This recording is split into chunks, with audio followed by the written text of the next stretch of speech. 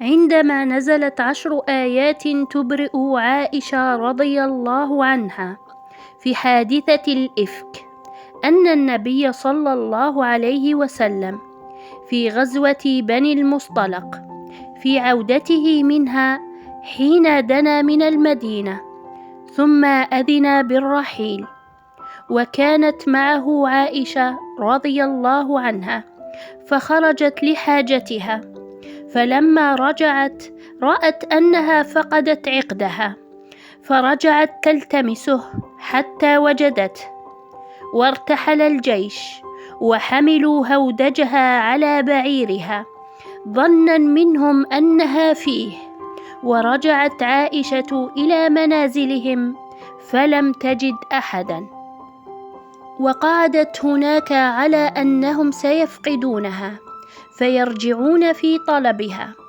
فغلبت عيناها النعاس حتى نامت. وكان أحد الصحابة واسمه صفوان بن المعطل رضي الله عنه قد بات من وراء الجيش فلم يستيقظ إلا مؤخرا، فسلك سبيل الجيش، فلما تقدم رأى سواد إنسان نائم، فلما قرب منه عرف أنها عائشة لأنه كان رآها قبل الحجاب، فقال: إنا لله وإنا إليه راجعون، زوجة رسول الله. لم يقل كلمة غير ذلك، واستيقظت عائشة بسماع صوته، فخمرت وجهها بجلبابها، وقرب صفوان راحلته وأناخها، فركبت وأمسك بزمام الناقة يمشي أمامها حتى وصل إلى الجيش عند الظهيرة. ولما رأى ذلك عدو الله ابن أبي وجد متنفسا للنفاق والحقد، فاتهمهما بالفجور إفكا وزورا، وأخذ يستحكي ذلك ويجمعه ويفرقه ويشيعه ويذيعه، وكان أصحابه يتقربون به إليه، فلما قدموا المدينة أفاضوا في هذا الحديث حتى انخدع عدد من المؤمنين. ومرضت عائشة حين قدمت المدينة،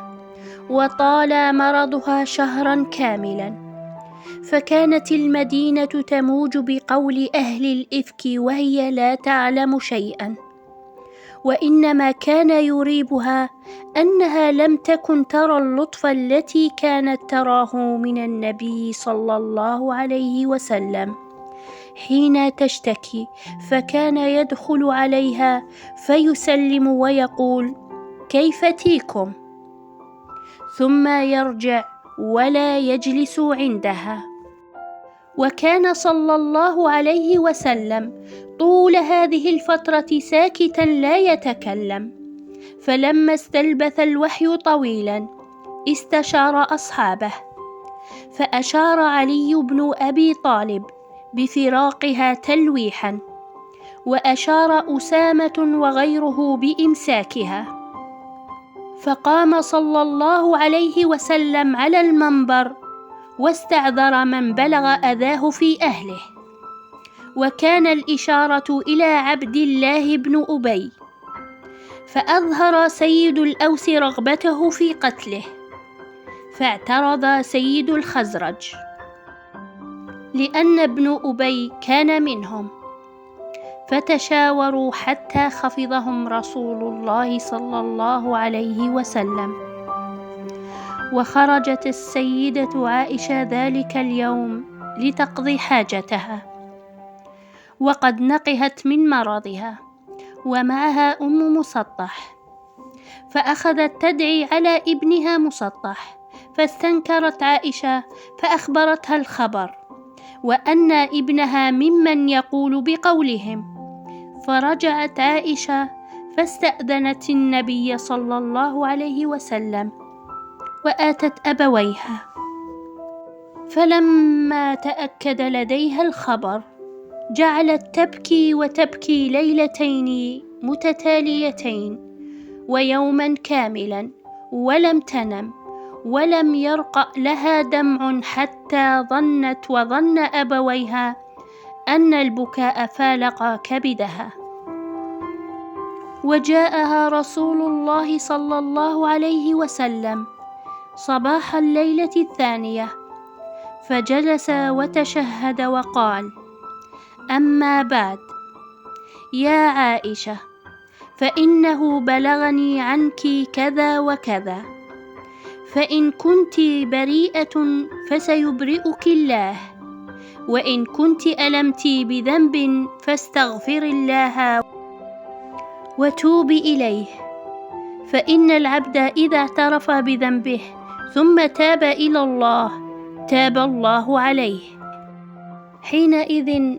فلص دمعها، وقالت لكل من أبويها أن يجيبا عليه، فلم يدري ما يقولان، فقالت: والله لقد علمت ولقد سمعتم بهذا الحديث حتى استقر في أنفسكم وصدقتم به،